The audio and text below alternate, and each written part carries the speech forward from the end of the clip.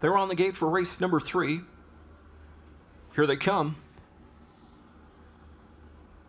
They're off and pacing. Speed from the inside.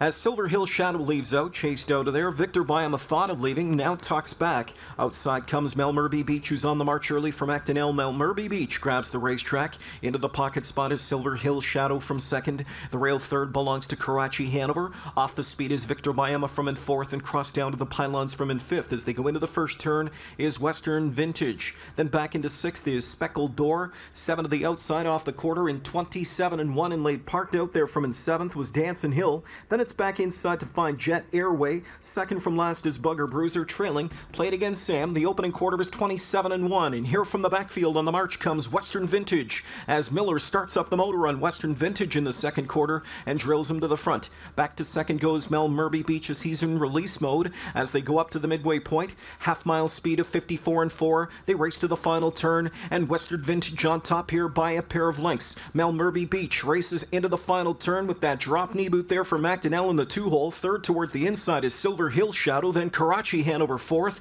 Advancing outside from in fifth now as they come up towards three quarters. Here on the march now from the backfield, Speckled Door. Coming up to three quarters now, and it's Western Vintage over Melmerby Beach by 2 lengths. Silver Hill Shadow outside third, but not advancing. Speckled Door is rolling up off cover to three quarters in 122 and 1, and they come into the stretch. And it's still Western Vintage on top here by a pair of lengths. Melmerby Beach is back in second as Macdonell rouses him back to the outside, and he's got some late snap. Here comes Melmerby Beach up after Western Vintage. Western Vintage has to dig in. Melmerby Beach to his saddle pad, coming to his bridle. Melmerby Beach, Western Vintage. Melmerby Beach, a final stride score for Macdonell over Western Vintage. Up for third was Dancin' Hill in 150.